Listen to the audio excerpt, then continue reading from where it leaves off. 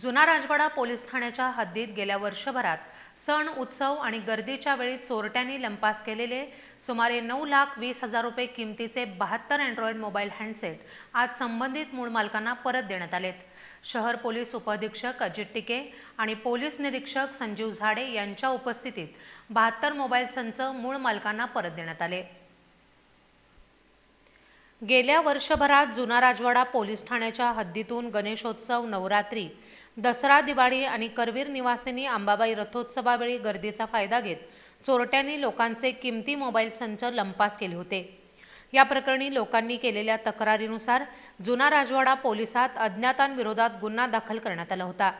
जुना राजवाडा police ठाण्याकडील police constable Nilesh Nazare यांनी cyber पोलिसांच्या मदतीने तपास करून चोरीस गेलेले मोबाईल पुणे, मुंबई तसंच इतर शहर आणि ग्रामीण भागातून हस्तगत केले होते। आज जुना राजवाडा पोलिसांनी हस्तगत केलेले सुमारे 9,20,000 रुपये किमतीचे 72 अँड्रॉइड मोबाईल संच शहर पोलीस उपअधीक्षक अजित टिके आणि पोलीस निरीक्षक संजीव झाडे यांच्या हस्ते मूळ मालकांना परत देण्यात आले। जुना राजवाडा पोलिसांच्या या कामगिरीमुळे चोरीस गेलेले मोबाईल संच परत मिळाल्यानं नागरिकांनी समाधान व्यक्त केले।